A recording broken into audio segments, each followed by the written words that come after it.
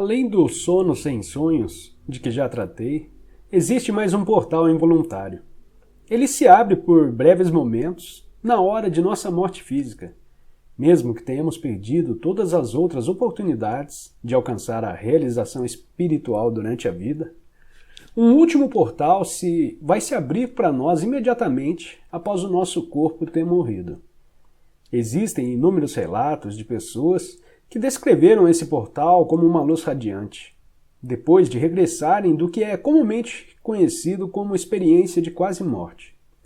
Muitas pessoas falam também de uma sensação de serenidade abençoada e de uma paz profunda. No livro tibetano dos mortos, ela é descrita como o esplendor luminoso da luz branca do vazio, que seria o nosso verdadeiro eu. Esse portal abre-se por breves segundos e, a menos que você tenha encontrado a dimensão do não manifesto durante a vida, provavelmente o deixará escapar. Muitas pessoas carregam uma grande resistência residual, muito medo e um forte apego à experiência sensorial, uma enorme identificação com o mundo manifesto. Então, quando vem o portal, afastam-se com medo e depois perdem a consciência.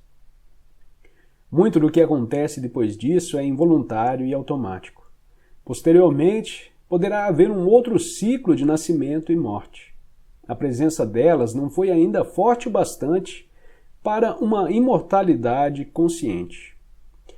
Como em todos os outros portais, a nossa natureza radiante e verdadeira permanece, mas não a personalidade. Em qualquer caso, aquilo que for verdadeiro ou de real valor em nossa personalidade é que vai se revelar através dela, como a nossa verdadeira natureza. Isso nunca se perde. Nada que seja de valor, nada que seja real, jamais será perdido.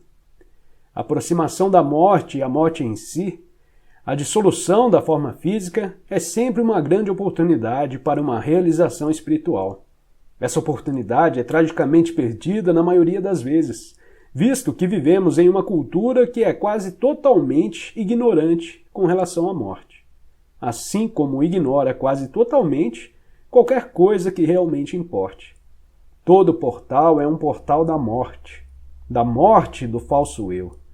Quando o atravessamos, deixamos de extrair a nossa identidade da nossa forma psicológica, construída pela mente.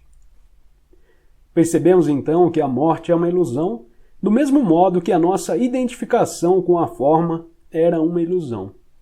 O fim da ilusão é isso que a morte significa. Ela só é dolorosa enquanto permanecemos presos à ilusão.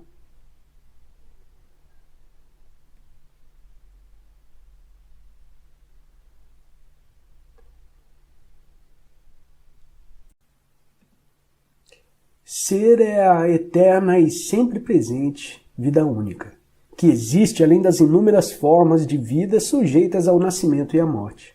Entretanto, o ser não está apenas além, mas também dentro de todas as formas, com a mais profunda, invisível e indestrutível essência interior.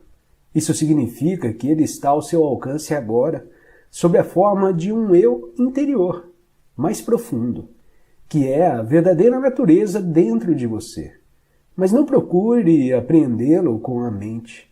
Não tente entendê-lo. Só é possível conhecê-lo quando a mente está serena. Se estiver alerta, com toda a sua atenção voltada para o agora, você até poderá sentir o ser, mas jamais conseguirá compreendê-lo mentalmente. Recuperar a consciência do ser e submeter-se a esse estado de percepção dos sentidos é o que se chama iluminação. A palavra Deus tornou-se vazia de significado ao longo de milhares de anos de utilização imprópria. Emprego-a ocasionalmente, mas com moderação. Considero imprópria a utilização por pessoas que jamais tiveram a menor ideia do reino do sagrado, da infinita imensidão contida nesta palavra, mas que a usam com grande convicção, como se soubessem do que estão falando. Existem ainda aqueles que questionam o termo como se soubessem o que estão discutindo. Esse uso indevido dá origem a crenças, afirmações e delírios absurdos, tais como o meu ou o nosso Deus é o único Deus verdadeiro. O seu Deus é falso. Ou a famosa frase de Nietzsche, Deus está morto.